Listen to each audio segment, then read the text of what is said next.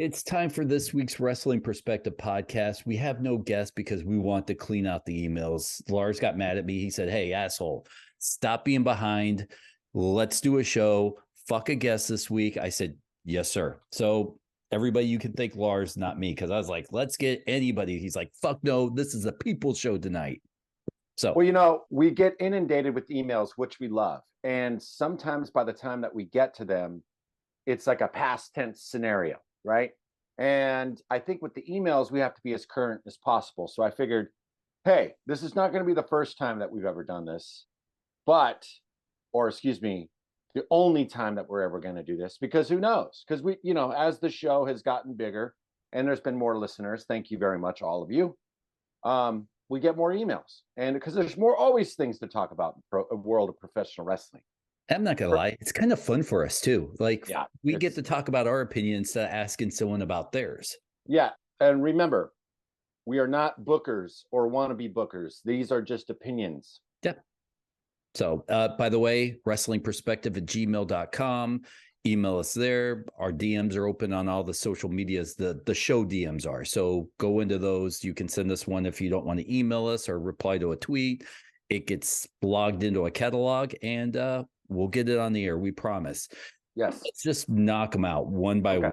Pete from Tampa, describe these three wrestlers with one word. We'll go one by one. Ready? Okay. Yeah. Roman Reigns. Boring. Wow.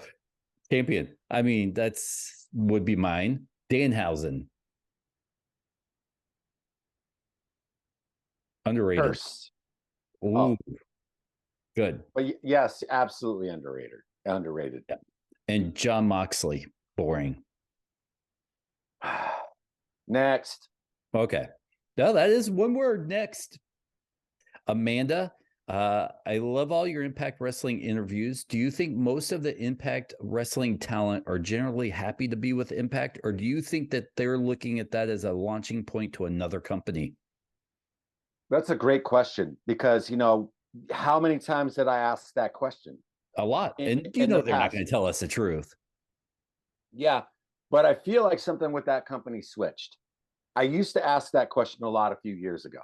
A lot. Because, we were talking about, it was still kind of that system before AEW really had like a real big foothold on it. It was there. It was an option. But there was I think there was more like a in pandemic question, right? Because I think you used to look at Impact, or, when it was TNA, or, ROH, or some of these companies, you kind of looked at them as sort of stepping stone companies. Am I correct? Yeah, 100%. I think now that Impact is such a legit player and can be a legit contender for the best wrestling show on TV. And I don't think that I honestly think that the wrestlers there are truly happy to be there. I really honestly believe that. I don't think it's a stepping stone for some of these guys. You know what? I think it's a stepping stone for the big people that show up and sign the 1-year contracts. Like, I'm assuming Naomi, for me, I would view that as a stepping stone for her. Or a lot of people will maybe look at it as a redemption period of, maybe they didn't get over, or they were not where they want to be in a different company. So they go to Impact, rehab their image. But you've got guys like Cody Deaner, who's come up through that system. I couldn't see him leaving. Sami Callihan, who's been everywhere, but has made it a point and said a million times, I take less money to stay at Impact. And Impact has shown over the years, especially during the pandemic, like you said, when all these companies were laying off, they were hiring. Yeah, and I think that Impact, for me, is the best wrestling show on TV, easily, with the best storylines, or the most consistent storylines. And they're not hard to believe or get emotionally attached to or involved with. That suspension of disbelief is still in that company for me, in a lot of ways. And I think they have a variety for everyone. But yeah, here's the thing. It's like, I feel like a lot of the bigger wrestlers who come back to Impact, that's where they actually learn how to wrestle. You know what I mean? It's like, you know, for instance, like you said, I feel like they come back, but you're really learning how you're supposed to do it. And Impact has done it right, where I think this is where AEW could take a page out of Impact's book, where you have to build your own stars. Right. And that's what Impact does. New Japan does the same thing and does it well, but you build your own stars. And then sometimes you inject other talent into the company to raise the portfolio of everybody else. Portfolio. But you got to build homegrown talent for people to care about. Agreed. Yeah. This comes from Matthew. He's got a couple questions here. Do you think the NXT should bring back the Heritage Cup matches? I think that would be a good idea. I love shit like that. So yes.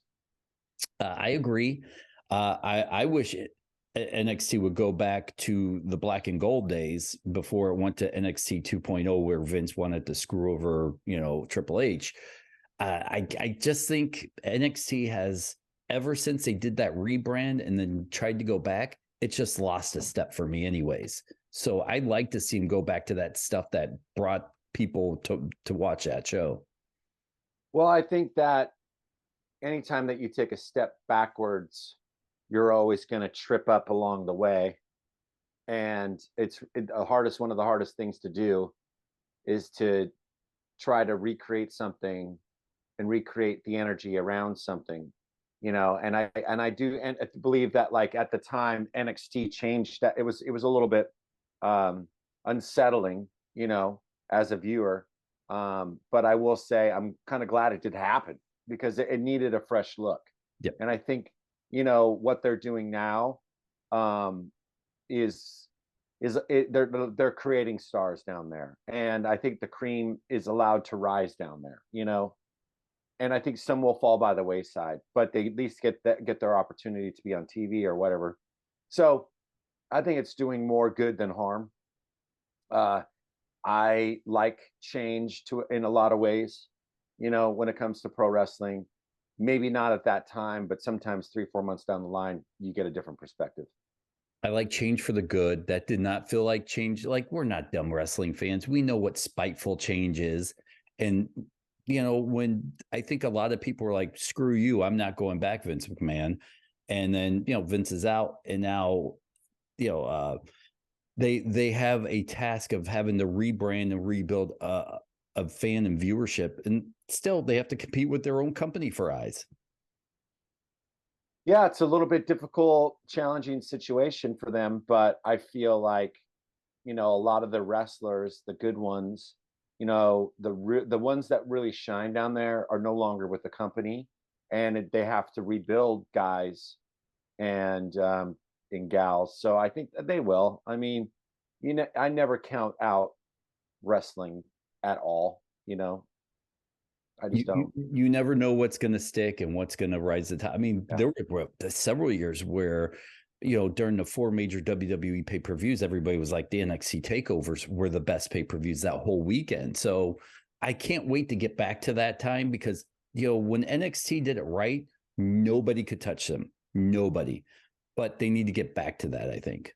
Well, I think they're working their way, and I think that people got to give them a little time. I mean, Rome isn't built in a day, and I think, part of the problem with wrestling is the culture that surrounds it. And I feel like what I mean by the culture is the fan, and the fan.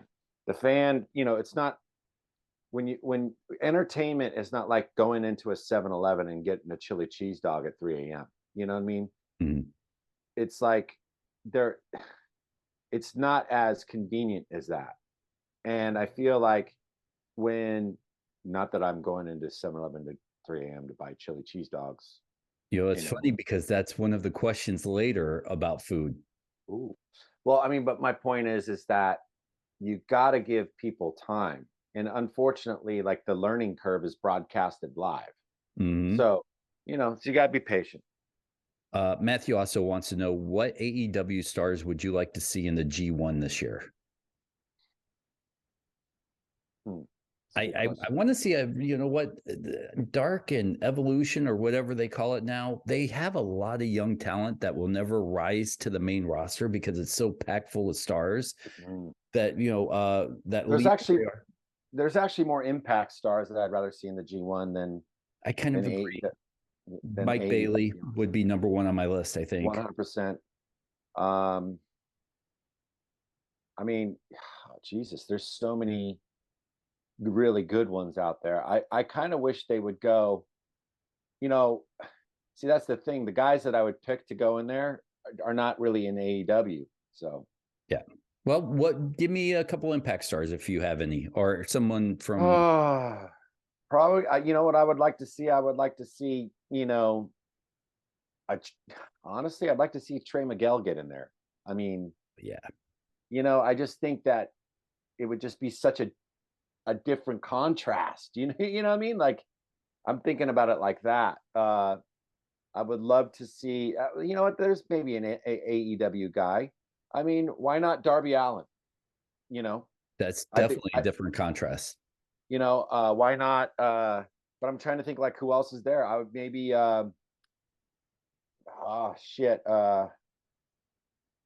what's the fuck his name? Jesus Christ. Come on. He was just a guest. I can't believe I'm blanking on his name right now. Either way, while you think of it, I will say this. I don't want to see major stars in the G1. I want to see these young up and coming guys where I have to go, who is that guy? Darby would be that right there on the edge where he's a big enough guy and a different style that I go, that's awesome. A Mike Bailey would be something like that as well. But, not a John Moxley or something dumb like that. Those guys don't deserve to be in those titles because they've already made their names in their bones. And for me, the G1 is to make a name for yourself. Yeah. I mean, I kind of wish that like a Brody King, not just because I'm wearing his t-shirt today, but I mean, we're talking about like a guy who can actually wrestle. Right. And he's a good wrestler and he's got a good mind around it. And even though he's a giant dude, like still, like, I think that would be exciting. Could you imagine, I mean, there's so many exciting things you can do, Josh from Detroit. It was good seeing you, Dennis, at the AEW show. Thank you so much for stopping, taking a picture and talking to me for so long. I'm just shocked people know who I am sometimes. Like, I'll ask you this, and this is the reason why I asked this, but is there ever a place you go to? Because look, you're Lars, but is there ever a place you go to, someone goes, Lars Frederiksen, and you go, I'm shocked someone would know me here. Yes, but it's a different thing in the last kind of couple of years for me. I feel like it's changed a lot. And the places that I do get recognized, it's everywhere. So there's not like a time. It's just, I mean, I don't want to, at the risk of sounding like a fucking conceited prick. No, there's not really a place anymore. All right. There used to be 20 years ago, sure, but like Whole Foods, like you're shopping and someone comes up and you're like, whoa. I mean, that happens. So it's like, I was shocked anyone recognized me. There's another question later about it that you're going to. I mean, when you've been in a band for, I mean, literally 30 years, and you've been pretty much consistent in that band for 30 years, and people are going to know because I mean, you've crossed generations, so it's like there's been fathers who brought their sons who now that those sons bring their sons, and so it's like a Rancid show you can find 3 generations of family there. That's kind of what we are as a band in a lot of ways. Well, Paul from Minnesota wants to know, Lars, have you ever had a wrestler on stage with you during one of your concerts? Yes. And if you could have one, who would it be? We did. We had Vampiro came, and there was this a company in Incredibly Strange Wrestling that was in San Francisco, and they came out on the Warped Tour, and it was they Vampiro. There was a Nazi skinhead character that interrupted, like it was all, we knew it was going to go on, but he was like a wrestler, but he played a Nazi skinhead, and he came out and interrupted our show. And then Vampiro came out and we set up a table for him and he put the dude through the table. So yes, that was in Canada. That was in Canada somewhere. I think it was in Montreal or Toronto. Is there one wrestler you wish that you could have on stage with you? No, I mean, I think all the guys Punk's been up there, MVP's been up there.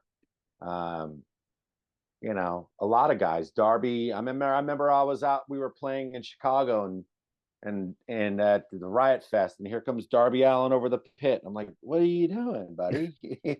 You know? And yeah, I mean, you know, wrestlers are music fans too. I mean, I've had, it's crazy, but there's not one in particular, I would say, you know. Maggie says, recently I started going to independent wrestling shows. What was the best independent wrestling show you've been to, and what's the worst independent show you've ever been to? Oh God. I'm sure we have some worsts. Yeah, I mean, there was, I can't say that the one that I was the most frightened. How about that? Yes. Marietta, Georgia, and NWA, where I saw AJ Styles against Air Paris and Smart Bart Sawyer. And that was like, excuse me, being in a different country. You know, I need to get better at going to independent shows here, but there are a handful that I really do like to go to. You know, I'm sure we'll name drop them a little bit later in the show because we've got this question like 3 or 4 different times. So I'm trying to wrap them all into one. You know, independent wrestling here in Michigan is actually really good. Petey and I, before he got hired at WWE, we were invited because like one of my old high school buddies is a deathmatch wrestler named Insane Lane, and he had a show here in Michigan. So Petey and I were like, yeah, we'll go. And it was in a backyard of someone's house. So we go up and, Petey has this thing where he looks at me and then I name drop Pete's name sometimes when he doesn't want to pay for a show. So we come up and the guy's like $10. I go, do you know who this guy is? He goes, no. I go, that's Petey Williams, the Canadian Destroyer. He goes, oh, Pete, oh, come on in. So we go into this guy's backyard and it actually turned out to be a really good show. Like I sat there, I watched it. I was like legitimately shocked because I've never been to a backyard show before and blew my mind. So that moment stopped me from going, that sounds like a crappy show. I'm not going to go. Now I have this open mind where I'm like, anything can be good, anything can be bad. Yeah, I mean, that's one of those things I would say. I don't think I feel like I've ever been at a bad independent show. It's like, for me, I'm a wrestling fan, and I know that part of getting your stripes is doing it at that level. So if you're still working it out, but you're fucking up, you should get heckled, or whatever. I don't know. No, maybe not. But there's so much great independent wrestling in California. West Coast Pro comes to mind just right off the top of my head. Hood Slam has always put on an amazing show. I mean, big time wrestling, APW. Like we've been blessed in the Bay Area to have a lot of great independent wrestling. Revolution Pro, which is more of a lucha company. Guys like Dragon Lee, obviously used to wrestle there, and Penta, and these guys would come and do those shows. So I don't really say that there's I can't really say that I've ever gone to a wrestling show and thought I never should have come here. Like, I saw one of Yokozuna's, I think his very last match before he was flying to England at the San Jose Flea Market. You know what I mean? And literally he flew to England like the next day because we talked to him, and like 48 hours he passed, right? So it's like, I remember these things. So I don't really think that there's a bad independent show, to be brutally honest. I actually prefer, like what you're talking about, going into somebody's backyard and watching it, than the big arenas. Let's just be honest. I do too, actually.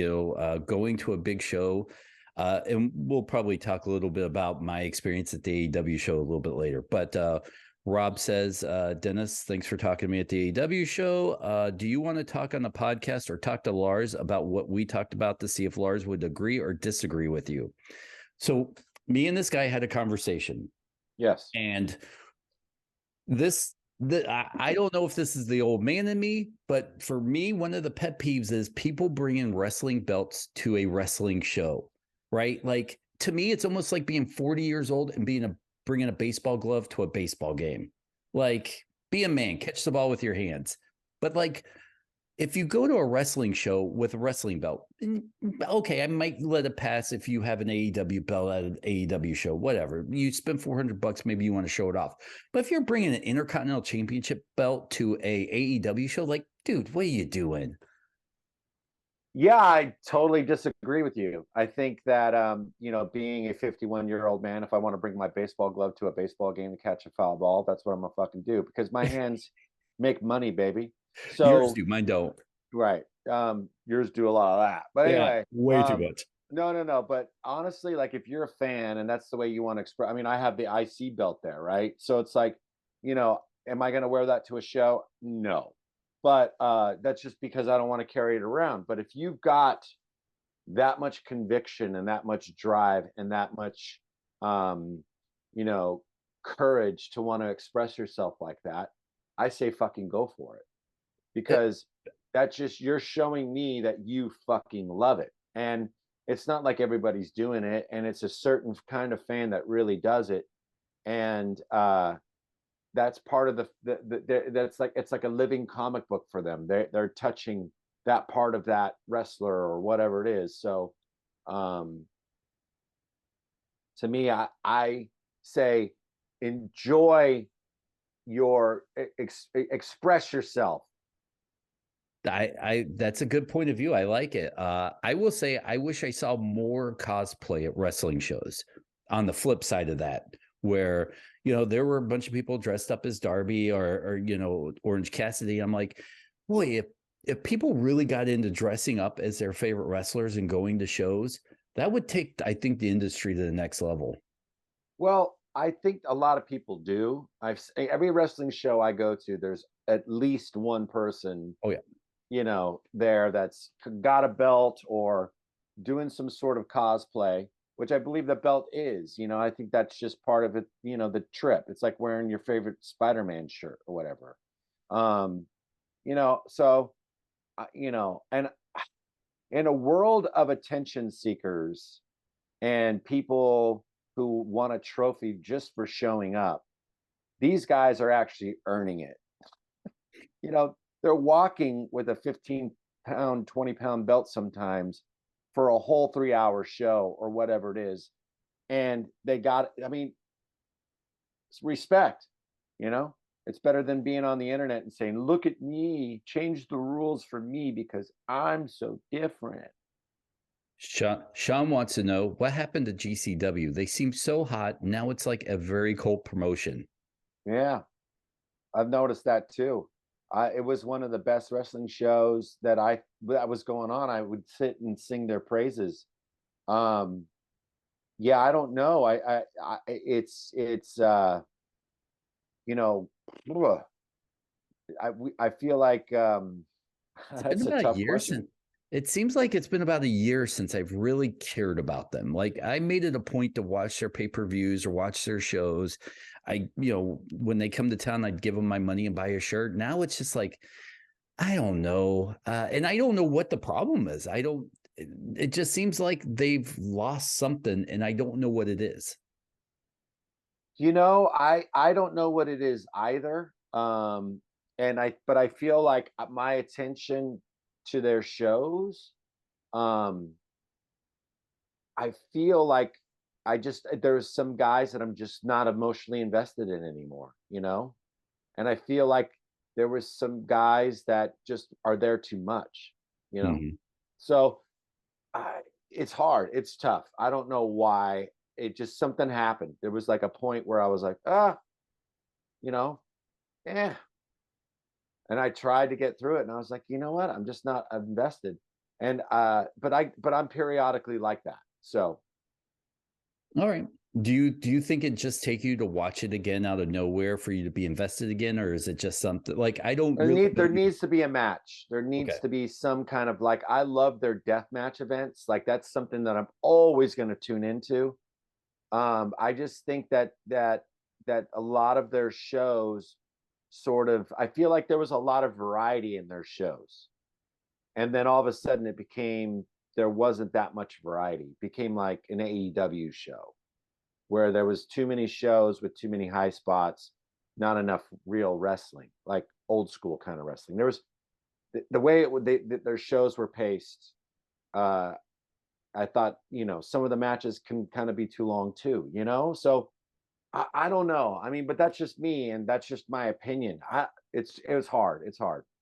I totally agree. For me, it just seemed like for the longest time, it was the same show, but with a different name, week after week after week. And I think what made them awesome early was the variety they used to have in talent.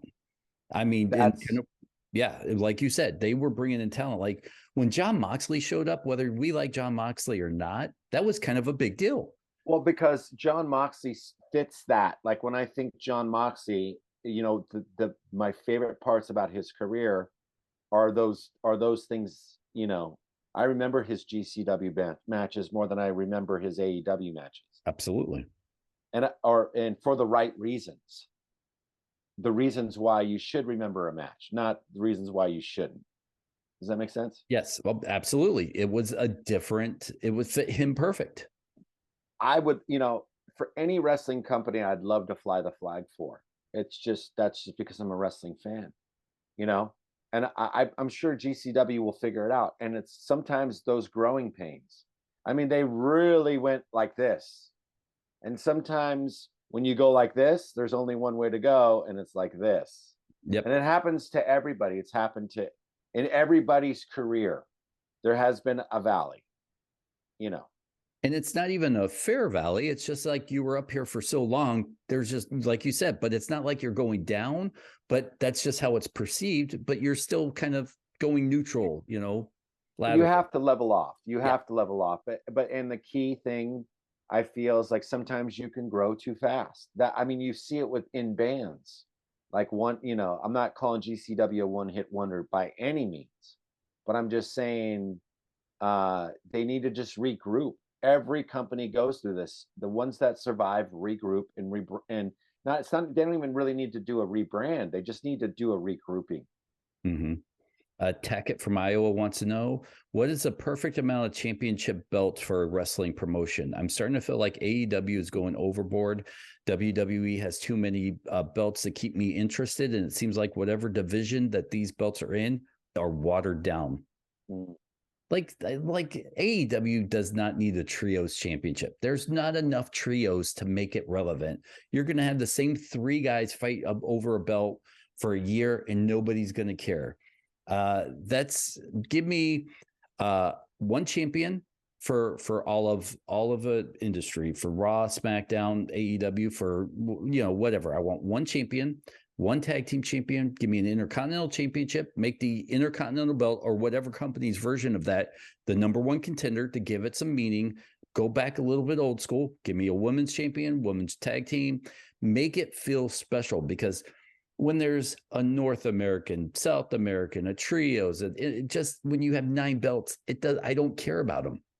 Well, I see AEW trying to do what the NWA used to do, but there was also different belts because they were coming from different territories, right? So,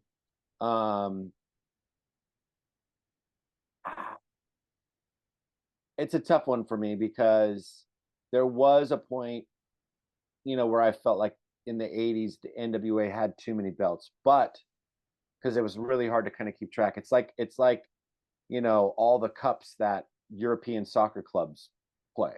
It's like you have to be watching, I feel like, for at least with soccer, you have to be watching for pretty consistently for a year and a half to understand how it all works, right? So know how the FA Cup works or the Euro, like you figure it out, right?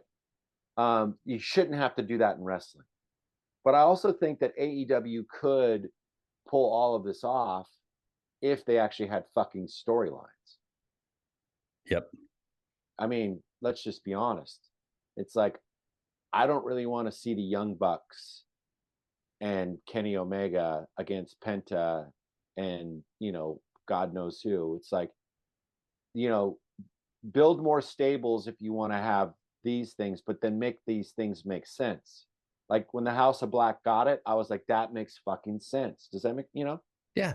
And then you could always have like Dax and Cash with, whoever it is, or Billy Gunn and the Acclaimed, like they could win the trios. Like there are opportunities, I think, there, but then they have to be like these, committed stories. It's, if you want to make a belt a big deal, there has to be a believable storyline and a beginning, a middle, and an end, and then something to set it up again. And if one guy is doing everything, something will get lost. I think where AEW dropped the ball, and it kind of ties into this thing, is, the Forbidden Door was a great concept. And we've talked many times to different talents about how it wasn't equal Forbidden Door. They'd send their talent out, but wouldn't let many others' talent on TV. And if they did, they wouldn't be successful. I think with bringing less belts, but let other companies bring their belts into your company for a short time, and make it feel special. And then it goes away. Maybe it comes back like a trios. Bring AAA trios on. And I don't want to see AEW, but I'd like to see AEW talent versus a AAA talent for the AAA belts. And maybe they win, maybe they lose, they hold on to it, they lose it, it goes away, then it comes back. That way it feels like you still have that belt, but you don't, and it's not watered down. Yeah, it's tough. I'm not a booker. I don't really know how to do this stuff, but like, all I want is, if you want me to emotionally invest into something, then tell me a fucking story. Abraham wants to know, if this is truly the end of Randy Orton's career, how do you think it will be remembered? Because there's that report that came out that his doctors are advising him not to wrestle. Yeah, the proof is always in the pudding. Shawn Michaels came back, right? So he was never supposed to wrestle again. Shawn Michaels, everybody kind of does. So, whether or not it's his swan song, and whether or not he ever wrestles in the wrestling ring again, for me personally, I never liked the guy. I never was a fan. I never saw. I understand that he's like a 15th generation wrestler. I get all that, but like, really cared. You know what? This is actually where we agree. I was never a Randy Orton guy. I thought, great, talented. When he was young, I always thought he was too young to be where he was, but he did a good. I never really cared that much about him. I did like him during the rated RKO days. I thought that was a great tag team idea. I really enjoyed that. But outside of that, I just thought, all right, it's Randy Orton, cool, whatever. Yeah. He was always sort of bland. Yep. He was, that he just, I'm sure he's a nice person, and I don't want to like take his inventory, but just his kind of douchey tattoos just made me kind of think he was a douche. Yep. Trayvon from Oakland. Why do you think crossovers work so well with wrestling and everything else in the 90s, but not so much with today's wrestling? What does he mean by crossovers? I'm gonna guess maybe like TV or movies, like having wrestlers pop on there, but something that's actually a pretty good question, and I think it's a very good place to argue. Crossovers, meaning in TVs and movies. I don't see how it doesn't work. I agree. You don't see it. I'm curious to hear what he's really trying to say. Right. Number one, because he's from Oakland. What up? You're 15. You're that way to me. You're right over there. You're 20 minutes from me, probably 25 tops on a Sunday. No traffic on the bridge. So Bay Love. I don't know. I think a lot of guys have made the crossover. Obviously The Rock is the biggest actor on the face of planet Earth. Does he deserve it? I don't know. But when you roll him into the 90s kind of, and not so much with today's wrestlers? Maybe John Cena would be today's wrestler. Oh, I see. Maybe what he's saying is there's no crossover from the modern wrestling. That's what I think. Okay. That is a good question. Well, I'll tell you why. I think I might know the answer to that. Because there's not enough. I don't think that there's talented enough people to do that.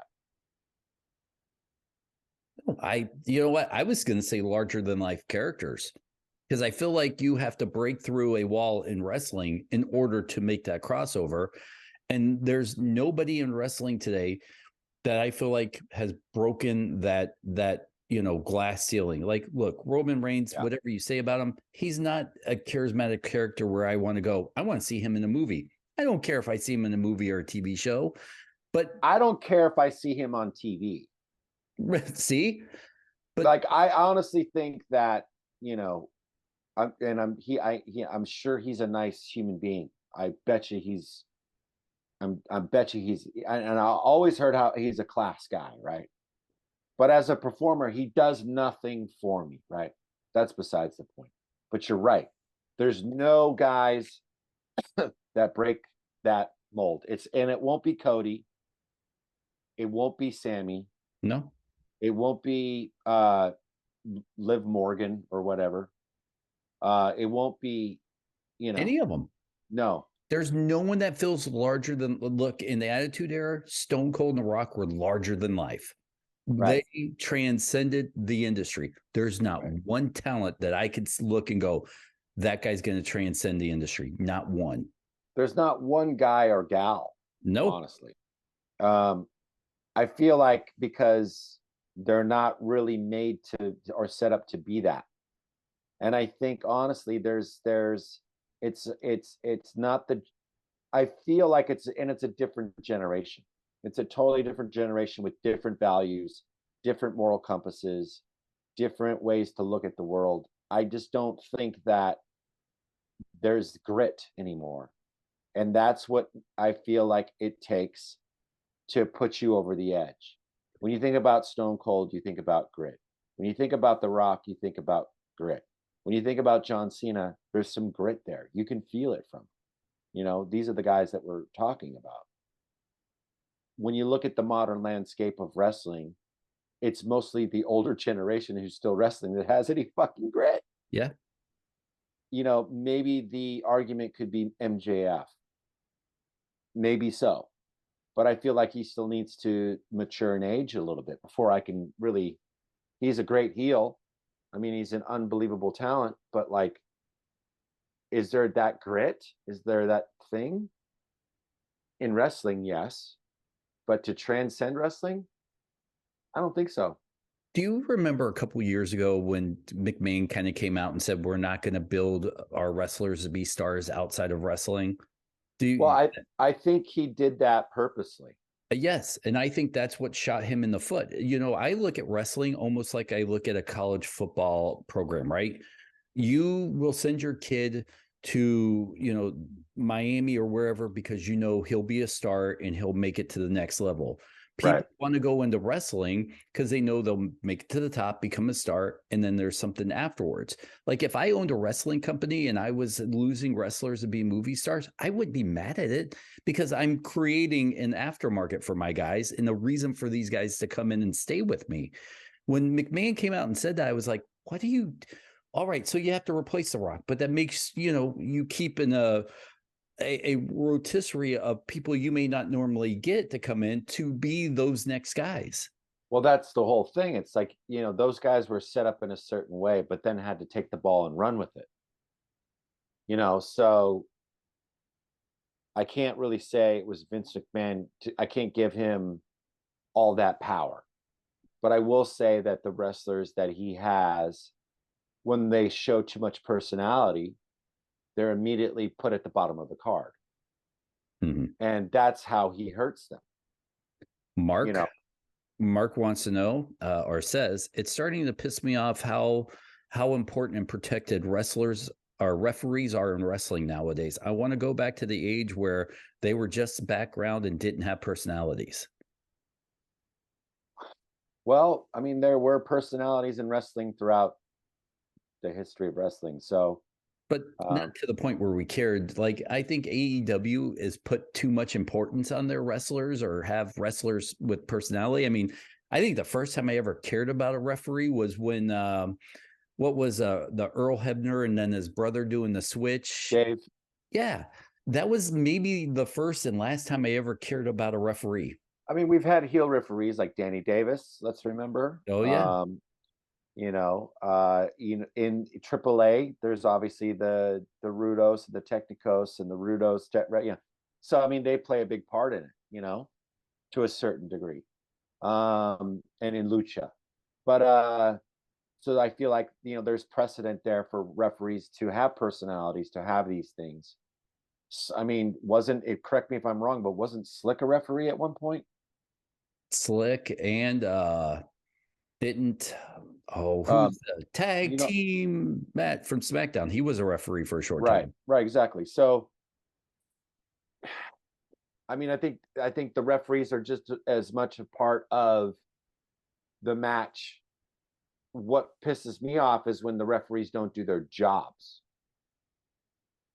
That's what. So, I mean, yeah. Well, Emmanuel says, if for whatever reason WWE got off their asses and figured out to make Shinsuke Nakamura a champion, do you think WWE could have a New Japan feel with him as the head of the company? No. He's not that guy. I mean, I understand what you're saying, and I totally am a fan. I get it, but like, he'll never be that guy. It's just not going to translate. I think that in an AEW or an Impact, that would make sense. But the WWE is something, I feel like it's not one of those companies that's going to change that trajectory of where they're going. If he wins the championship, it would never be to take him and bring it to another level. It'll be like a placeholder champion. It would never be like, let's going to give this guy a good, honest to goodness, crack at making something of it. I agree. Unfortunately, but like because it's sports entertainment. He's a fucking wrestler. So it's like, I mean, of course, in my wildest dreams, would I love to see that? Fuck yeah. But that's for guys like me, that's a great thing. But for the average fan who's going to tune into he will not bring more eyes to the company. That's the way that they look at it. Wrestling fans don't like WWE, like the real wrestling fan. That I think WWE will use entertainment, not wrestling fan. So yeah. Well, as a fan, you have to go in there knowing that you're going to be watching this form of entertainment, right, under the pro wrestling banner. Yeah, does that make sense? Yeah, for me, and I think we've said this before. I think we know enough guys to say people go to WWE for the paycheck, the security, and then when they're not with it, to build up their indie prices. 100%. It used to be like going to major leagues, but now there's so much great wrestling and wrestling promotions. People are just going there for the money. Yeah, and it's and it comes back to that Randy Orton question. I mean, he's never been anywhere else. He's never had a chance to shine or do something different. It's been the same formula from day one. So there was never anywhere for him to go. It like he grew to a certain level and that's where he stayed. And honestly, he's so stagnant to me that, like, to remember his career, I would say at the end of the day, a one-trick pony, because you never saw him in any other. I think he would have been, the potential for his greatness was stifled because he stayed in one company. Bobby from Macon, Georgia. I'm not a fan of women's wrestling at all. And I think it's due to the lack of storytelling from creative and in-depth rosters that make it feel like there's importance to it. Do you guys agree? Yes and no. Like, I do love women's wrestling. I will say that Charlotte, what's her name? Fuck, I always forget her name. The WrestleMania match. Charlotte, who she just wrestled at WrestleMania. Thank you. There's so many of them, wrestlers out there. my mind just goes, whoa, and then it trips at times. That was one of the greatest wrestling matches I had ever seen. Straight up. The women that if you want to watch, my mind changed on women's wrestling when I started watching what was then TNA. Because they actually gave them a chance to shine. I think I thought Lita in the WWE at the time was the best technical wrestler that they ever had. What's her name? Trish Stratus, just dog shit. But that was just my opinion. I agree. If anything, I mean, you think about a Lunder Blaze, Medusa, that's a wrestler,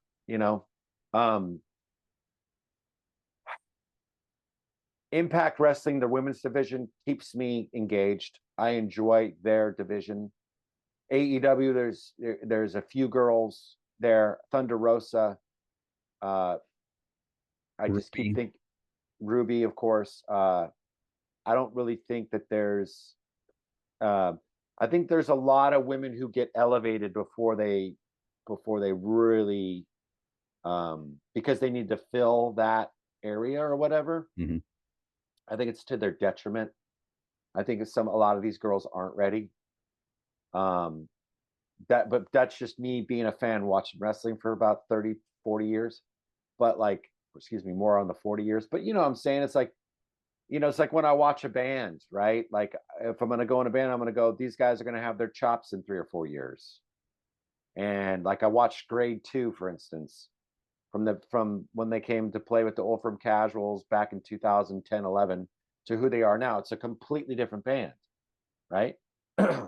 Were they dog shit at the beginning? No, but there was something there. But they needed to have different experiences in order to grow into what they are now, which is a great fucking live band that will probably be opening up for them one day. Does that make sense? Yeah, absolutely. So when I watch I can see that talent with the women's divisions. Not everybody's going to be a Mickie James. Not everybody's going to be a Deonna Purrazzo. Not everybody's going to be a Jordynne Grace. But I mean, just those 3 women who are all in the same company, you could have matches between those 3 for the next 10 years and still be entertained. You get what I'm saying? Mm-hmm. I mean, but there's much but then we're talking about so many more in the Impact in that world, right? Now with the WWE, there's maybe 2 girls that I really feel like I can get behind,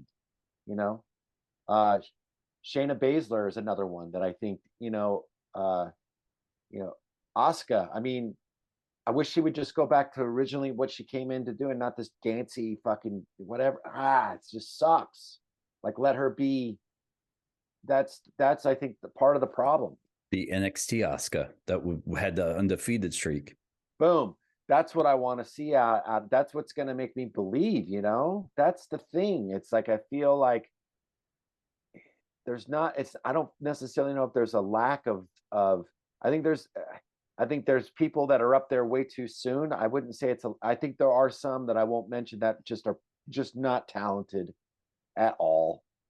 And I think that there's some that are super overrated. Like, I think Britt Baker is really overrated as a single. Like, she needed the Thunder Rosa. Mm-hmm. She needed that girl that was that chemistry. Made them both look good. Yes, and that's what you need. So if you don't have that, it's never gonna work. I'm all for, people getting a shot. I'm all for that. But it's like, just to give them a shot, it's like, people got to be ready for that, And I think for guys our age, we were ruined for women's wrestling during the Attitude Era when it was TNA stuff. There wasn't any actual wrestling. They were just ripping each other's clothes off. And quite frankly, if, that's when you went pee or got your food or moved on. Let's be honest with ourselves here, guys. And now that women's wrestling is the best wrestling we've ever seen out of women in history, hands down, more talented.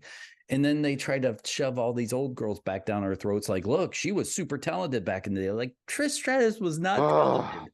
Like, stop trying to rewrite history with how you guys booked her.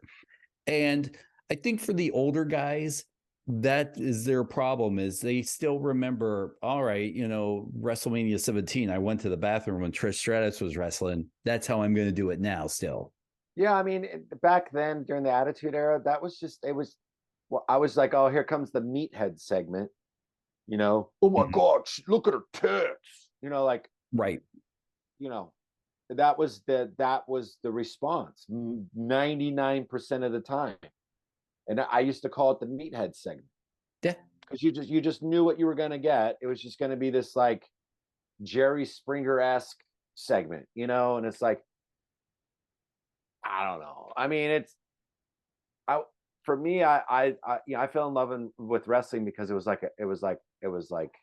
an art form in a weird way. But Masha Slamovich is a fucking incredible wrestler. Like, there are so many great ones there. You know, it just, I feel like Impact Wrestling, if you want to change your mind to the emailer, what was his name again? Bobby from Macon. Bobby from Macon. Watch Impact Wrestling. I guarantee you will see, and I'm talking about those 4 women, and there's a bunch more. I'm telling you right now, there's a bunch more. That's real women's wrestling in that company. These girls are allowed to shine, really shine. And Mickie James will go down as one of the greatest in the world. She's even though she might not have had the Trish Stratus boob job thing happening at the time, as far as wrestlers go, she will be remembered as one of the greatest. And I think Jordynne Grace will be too. I think Masha Slamovich will be too. In the annals of history, Impact wrestlers, women's wrestling will be, you know, the Hall of Fame. You know what I'm saying? Yeah, I'm sure there are others that came out of that era, but Mickie James, to me right now, thinking about this, is the only wrestler to come out and we of that, you know, Attitude TNA era and go, she had talent and she is successful. Yes, and I go ahead, continue, because I want to mention this other woman too. Hang on, go ahead, keep going, please go. And Lundra Blaze is the other one, but for women's wrestling overall, none of them really had that kind of talent, nor did they need it or were they booked to have talent. But Mickie James, to be where she is now today, and to be remembered as a great wrestler, but coming out of that era of bra and panties matches, she doesn't get the credit she deserves. Right. And it's like, if you think about the women that they're bringing into Impact now, Jody Threat. Oh yes, dude, unfucking real. Like, great charisma, great fucking ring presence, super cool physicality, great storytelling, like psychology. These things that are just like what I want in wrestling. I don't care if you're male or female. I really honestly don't. If you can hook me, you can hook me. There's more, you know, but you have to be good at your job, you know? All right. Let's get to some more before we wrap this up. This comes from, please, Tony Khan, stop making major announcements. He wants to say, kind of like the headline says, Tony Khan, stop making major announcements. It doesn't feel important anymore. And every week we don't need a major announcement. Please stop. Well, I agree. I feel like it's like, it looks pretty desperate to get your ratings up. I think that at the end of the day, that's probably what they're trying to do. Maybe. I couldn't tell you. I kind of thought about this, and I think it's almost like, and I know you're not a huge gamer, but like when you play Madden or NHL or baseball on the franchise mode, and you kind of find yourself always trading for the same people. when you own a company, you kind of find yourself either booking the same way or doing the same stuff over and over again, thinking it's working, but you can't get out of your own way to change things up and be different. And that's what I feel like that's going on there. A huge announcement that could be made is we're going to have a booking staff that has nothing to do with the wrestlers there. Yeah. Maybe we'll take some, guys who know something about it And listen to them. And maybe you'll get producers who, that the actual wrestlers listen to, because I know that there's a lot of that as well. That wrestlers just don't listen to the producers because they think they know better. Mm-hmm. So that's a complaint too, right? So it's like, I think that your big announcement sometimes the more powerful thing to do is not say anything. Just do it. Sometimes the most powerful thing to do is not let anybody know what you're thinking. The worst thing that has ever been done is a fucking reality TV show about your wrestling company. Yeah, no. Oh, so bad. All right. Alexander, my buddy and I got in an argument over the weekend about who the greatest manager was. I keep trying to tell him it's Paul Heyman. He keeps saying it's Bobby the Brain Heenan. Who do you think it is? Whoa. Two totally different eras. Yes, there was crossover, of course. Totally great managers. Paul Heyman is the legit best wrestling manager right now, for sure. Bobby the Brain Heenan, though, like, he was so multifaceted. I don't even actually really remember him much as a manager, as more as I remember him as a commentator, but he was just as great of a manager as he was a commentator. Yeah. So, and Paul E is like just as good. It's hard. That's a hard one. Yeah. You know what? I'm old. I may just say Bobby just because that's what I grew up watching. But, Heyman, I don't think Heyman just revolutionized that position with being the advocate and Brock Lesnar. Maybe pound for pound, you just may have to say Heyman just because how he just changed the game up. You might have to, but I feel like, it's kind of like Motorhead, right? So if there wasn't Motorhead, you wouldn't have modern day hard music as we know it. Just never would have happened. It might have happened, but it needed the Motorhead. Wrestling needed Bobby the Brain, because, and I'm sure Paul Heyman would say, if there was no road paved, then I wouldn't have been able to, put different off ramps or different, connect different things. So Paul Heyman definitely took it up a level, but on the Mount Rushmore of wrestling managers, Bobby the Brain and Paul Heyman would have a place. Mando the Stallion, Lars, what wrestler was a fan of yours that you were shocked of? Timon Honda. That was a pretty trippy one, because I was a fan of Timon, because I was a Noah. I loved the Noah, and the man, it's just like Pro Wrestling Noah was like, that was my favorite promotion for years. Able to go to Kurikan and watch them in different places in Japan. And when I met Timon and he told me how big of a fan he was, I freaked out because, that's Timon Honda, and he was one of my favorites. He was so fucking gritty, Nice. Casey, when you go to a wrestling show, what is the food you eat there? Water. Boy, you know what? I'm a classic hot dog guy. I love a good stadium hot dog. So, even at wrestling shows, they normally have the same hot dogs they have at a ball game. I'll get me one. Maybe I'll get some chili on it or whatever, but a good ballpark hot dog at a wrestling event. Yeah, I